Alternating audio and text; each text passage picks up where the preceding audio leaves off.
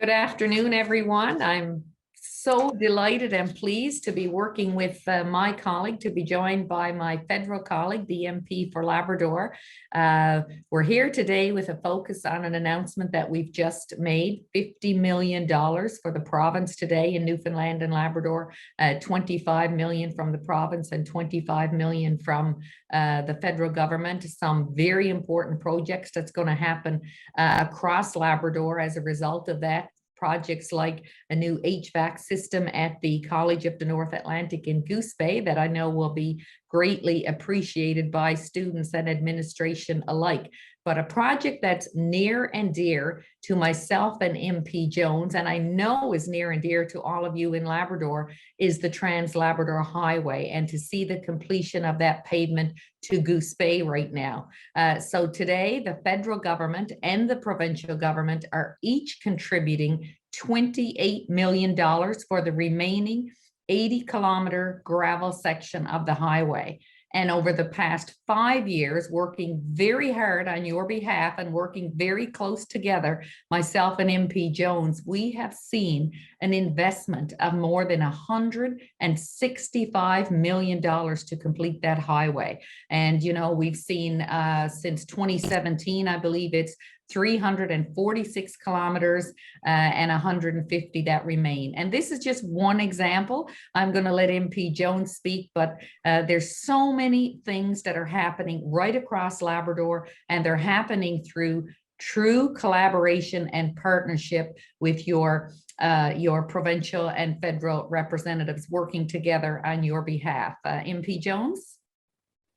Well, thank you very much, Lisa and Minister Dempster. And yes, it's a great day.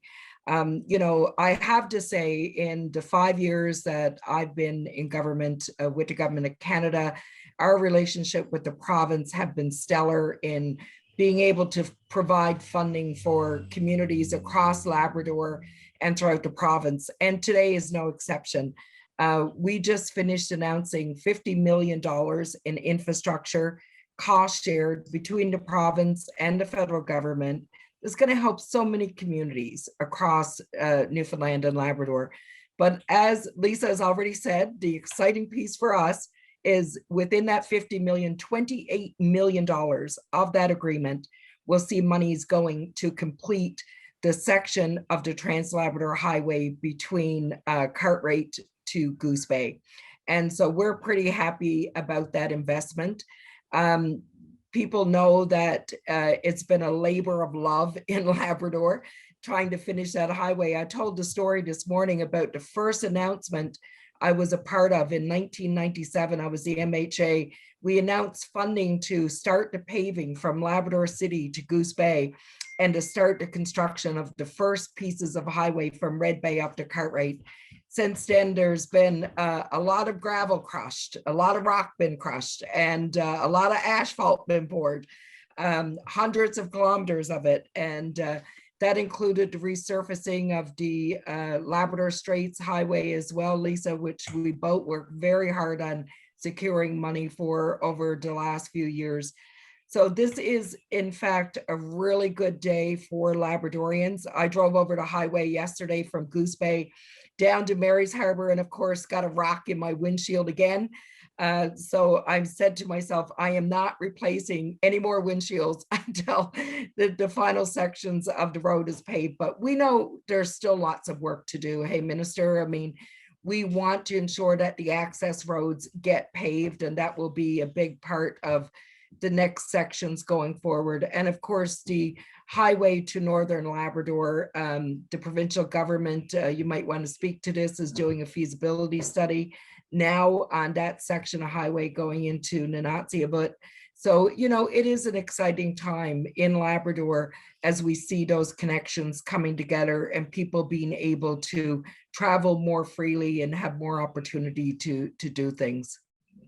Absolutely. And as you said, it is a wonderful day. And I remind my folks here all the time that, we need this infrastructure, because when we look especially to fiscally where we are, the challenging time we're having right now in Newfoundland and Labrador, I believe Labrador is going to be a part of this province that's going to play a significant role towards the recovery of our economy. And therefore, we need infrastructure like this in place. As MP Jones was speaking, she reminded me, we formed government in late 15, and it was a very challenging time. Budget 16 is a part of our history we'd all like to forget. But even in that climate, myself and the MP joined then Premier, and we climbed aboard an airplane. And in June of 16, you'll remember, we went to Mary's Harbour, and we were pleased to announce another big section for the Trans-Labrador Highway. And in the next season, in 2017, we saw 89 kilometers of road paved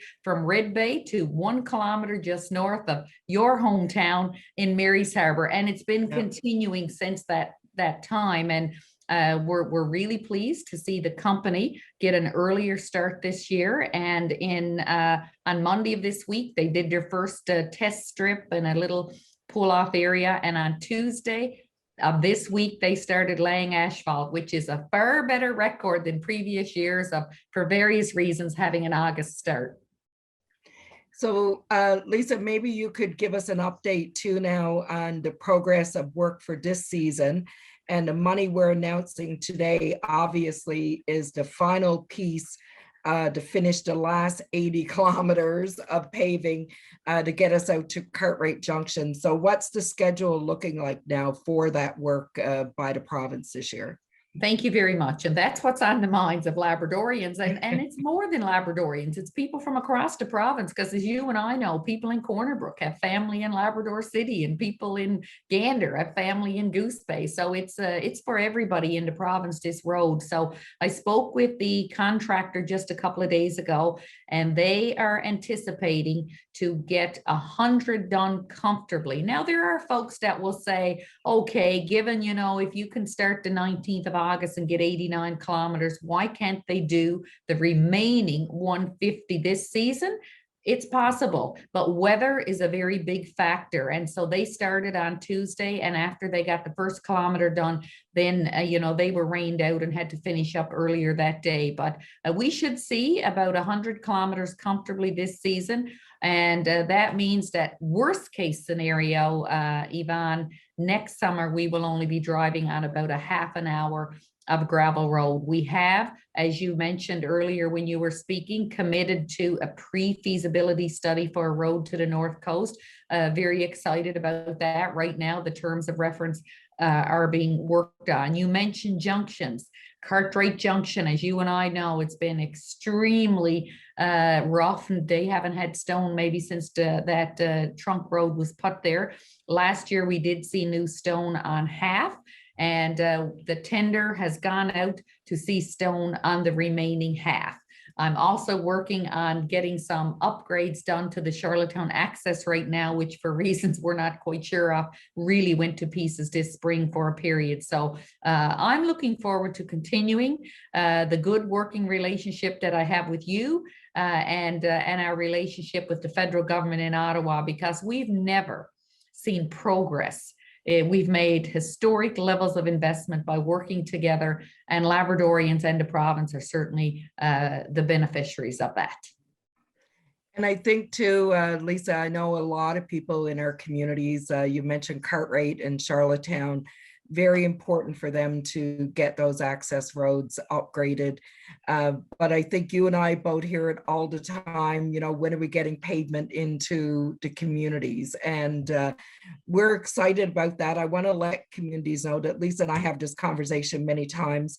And just like we've had a plan for the last 5 years to secure, nearly 200 million, over 170 million dollars to invest in finishing this piece of road, we're as committed to doing, completing this project. And we know that over the next year, 2 and 3 years, we're going to be focusing on how we're securing money and partnerships to do those sections of roads as well. So we just want people to know that we know it's not the end, it might be the end for the trunk road, but we know it's not the end, and that we're here and we're going to keep working towards the full completion of this section of highway. And as the minister said, we're excited about what's happening in the north and the feasibility study that's ongoing now. And MP Jones, this is just one topic we're talking about today, but you know, budget, as we talk about this highway, there's the information highway, and the pandemic have shown us that we need to depend on a virtual world more than we ever have in the past. In budget 21 provincially, we committed to $25 million for broadband and cellular upgrades. And I'm looking forward to continuing to work with you and your counterparts in Ottawa to see how far we can stretch that 25 million and leverage other monies, because we know we're not still right where we need to be around broadband and cellular in our communities as well.